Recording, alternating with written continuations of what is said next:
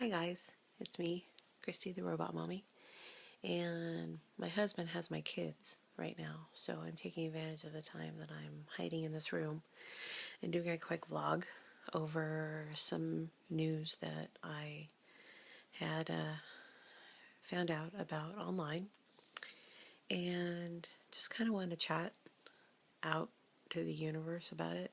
Not that the universe is going to read this, but which is kind of my point. There's a mom blogger out there right now who wrote a piece and it ended up on Huffington Post and it went viral.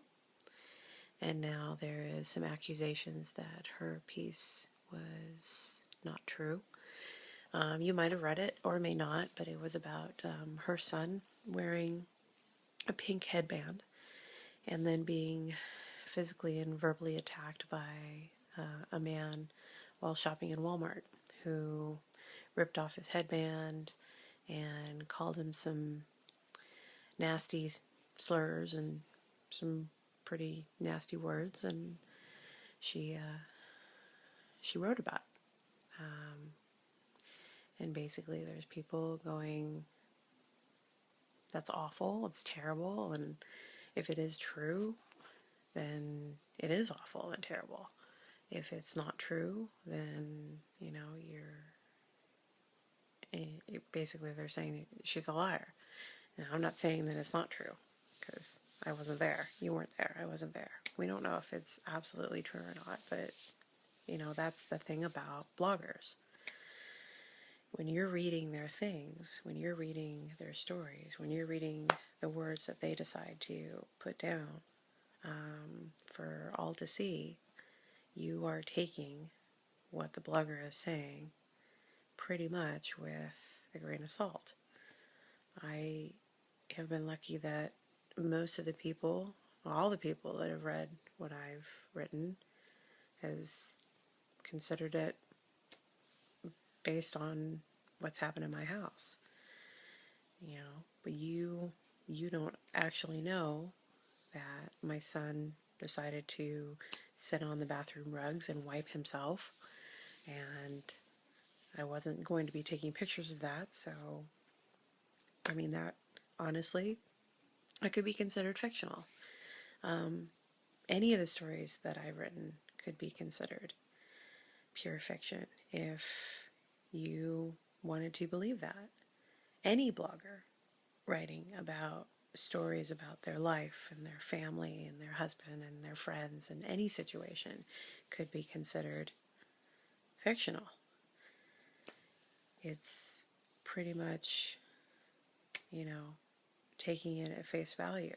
And if you're the type of reader that enjoys a blogger's writing and what they have to say and their sense of humor or their sensitivity or how they express emotion, then you enjoy it enough that you don't ask about it. Her story in particular was about someone attacking her son and how traumatic that is and how awful that is. And it's a whole lot different from the concept of someone just reading my story and going, okay, I don't really believe that your son sat down on a bathroom rug and wiped his butt with it. But any parent in their right mind who has a child, a son, because I don't know many girls that do that, but you know what? I'm sure there's a few out there, would say, yeah, that could have been my boy.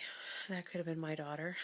That sounds about right, because it's just, those are things that happen when you're a parent. Your kids do that sort of stuff, which is why a lot of bloggers I know start writing to tell stories about what has happened in their life.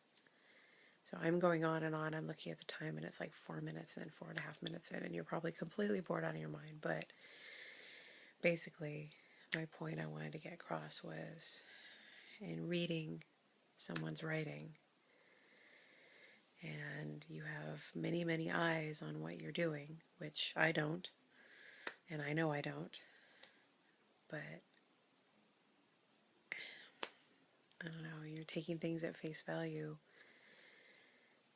who's to say that what had really happened to her could, be the absolute truth?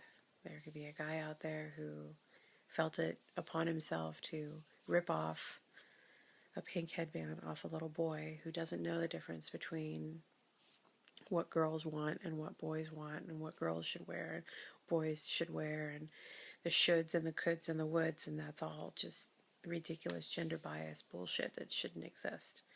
And we all know it, but it exists because some people still believe that. My kids wear pink, both of them. My daughter wears my son's clothes. My son walks around in my heels, and I certainly am not going to stop him. I won't ever stop him because he's doing what he thinks is wonderful. So therefore, he is who he is. And now this ramble has gone into different, venues and whatnot. Kind of like my writing, which is why I'll probably never go viral. But I just wanted to share that little piece because I thought maybe it was important to say. So to that blogger who right now is in hiding and is being quietly communicative with the police about her situation, I wish her nothing but the best, because that could be any blogger. It could be bloggers I know, and it could possibly be me, or someone could think that what I'm writing is made up. And I don't wish that upon anyone. I really don't. So to those of you that read my writing, thank you for taking what I'm writing with a grain of salt. And if you didn't believe what I was writing, you would simply stop reading it, and that would be the mature thing to do.